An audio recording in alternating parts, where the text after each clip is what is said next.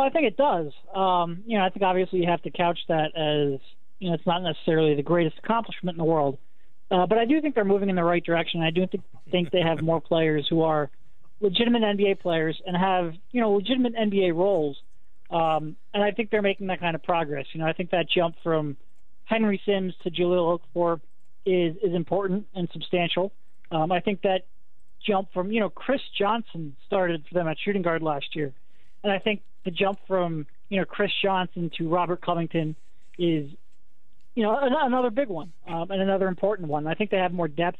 I think getting Stauskas, although he struggled last year, I think he'll help.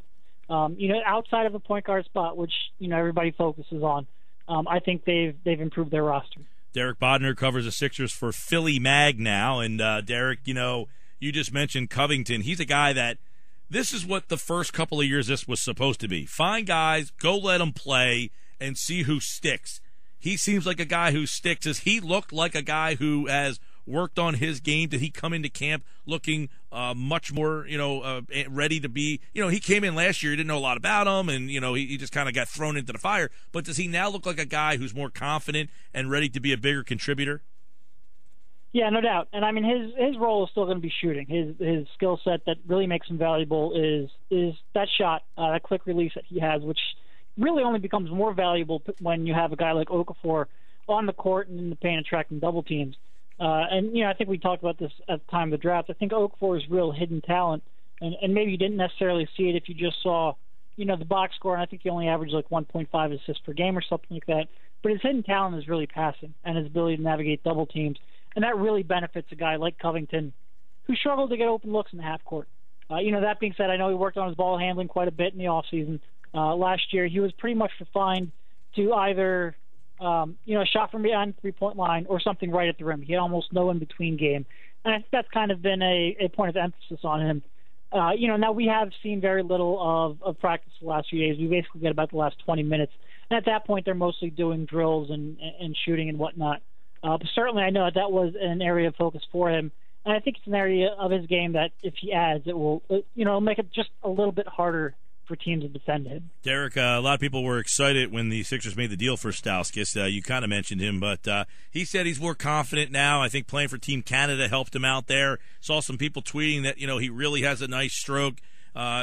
Coach Brown said he's a gym rat. He really looking forward to coaching him. He said he was a competitor.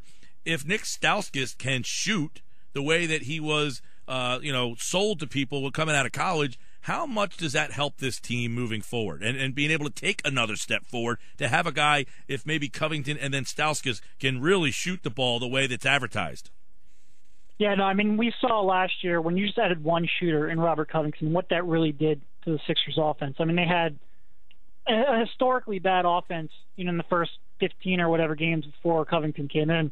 Then slowly, as you added that one threat from the outside, you kind of started to see them not necessarily become a good offense, but at least become a little more watchable and a little more effective. Adding another shooter or two, at the trade deadline, you got Isaiah Cannon, another great shooter. Doesn't do a whole lot else outside of that, but another guy that you have to defend 23, 24 feet from the basket. If you can add a guy like Stauskas, and, I think part of the appeal of Stauskas is that he's not just a shooter. He's not just, like Cannon, who really doesn't offer a whole lot outside of that range. But Stauskas, he can put the football on the floor. He can play the pick and roll a little bit. He's more athletic than I think he gets credit for. And hopefully you can translate some of that athleticism into a passable defender.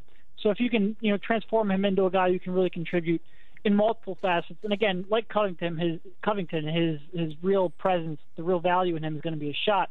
But if you can develop another guy who can become a little bit of an all-around contributor, I think it'll be a great help for this, this offense that, again, is looking to go from what was pretty much historically bad to start last season into something, a little more approaching respectability. We talked to Brett Brown last week on the show, and we asked about the point guard position, and he said, we got 6 guys looking for 3 of them.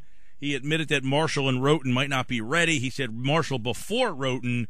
If Roten and Marshall are not ready to go to start the season, what does the point guard battle look like? Yeah, if those two aren't ready, it's going to be pretty interesting because those are the two who are by far the most NBA proven of the group, of the 6 point guards that they have, and really I think probably the 2 most talented. I think Marshall is from an offensive standpoint, he's a very good fit in what they need because he can push the tempo. He's not an athletic guy at all, but he's really good at getting the rebound and pushing it up to guys who are leaking out on the break, really igniting that break.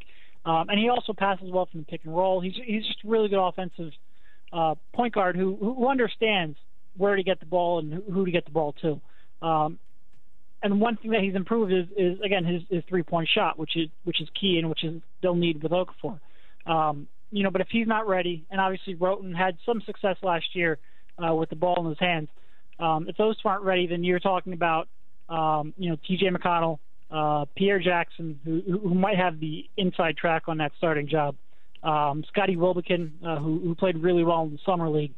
Just a lot of guys who have some NBA talent, and again Isaiah Cannon, who they got last year at the deadline, have some talent but aren't anything approaching a well-rounded player.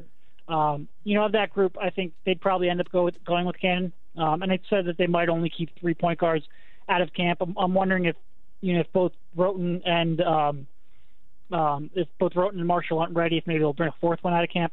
But if they do only go with 3, I think it's probably going to be with Cannon, both because of Sam Hinkie's familiarity with him, and also his ability to shoot, which I think they're really focusing on this year.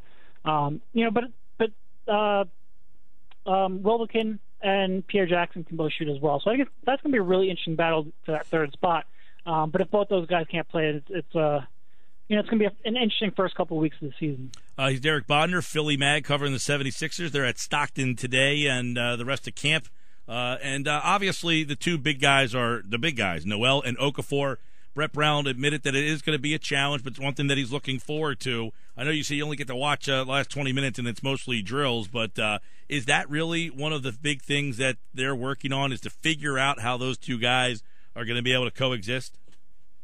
Yeah, no, that's going to be very interesting, and something that I think you're going to see probably changes throughout the year as Brett Brown gets to know them a little better, and as they get to know each other a little bit better, and their strengths and weaknesses, and where they prefer the ball, and how they can best maximize that. I think one thing that's interesting, I think Nerlens Noel has a little bit more ball skills, really a little bit more passing skills, and I think we saw that throughout parts of last season than I think a lot of people expect. And obviously his jump shot is going to be huge for him, and his ability to space the floor and pull a defender away from Okafor. But I think one area where, I think that it can work on the offensive end is because he can pass the ball. You can put him in a high-low situation, and I think he can, help Okafor take advantage of his ability to post up. So I think there's a lot of interest there. Defensively, I think Noel is probably about as good of a fit in terms of how you cover up Okafor's deficiencies on the defensive side of the court. I think a lot of the question is going to come down on the offensive side of the court.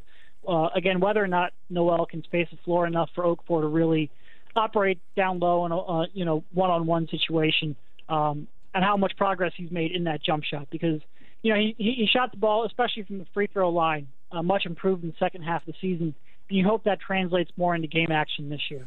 21.5, I think, is the Vegas number. Derek, are you taking the over or under? I think that's actually a pretty easy bet. I would take the over on that. I think you win about 18 games a year just by playing hard. And I think Brett Brown's shown that he will get this team to play hard. So if you're telling me the bottom line is, the kind of the worst case scenario is 18 wins. Again, I look at that upgrade from Henry Sims to Okafor. I look at it upgrading from Chris Johnson to Covington. I look at more NBA-ready talent like Stauskas. I look at Noel playing, with a year of experience, and we saw how much he improved from the beginning of last year to the second half of last year. I think that's a pretty easy over. I'd probably go about 25 wins if I had to guess. All right, Derek Bodner here. Philly Mag is where you can read his Sixers coverage, and they're at Stockton tomorrow. The owner, Josh Harris, will have a press conference at Stockton University. We'll hear what he has to say as this team moves into year number 3 of the Sam Hinkie era. And, of course, it has been one filled with losing, but yet somehow high expectations. And those expectations are not ready to blast off just yet with the 76ers. Derek Bodner, always a pleasure, pal. Thank you.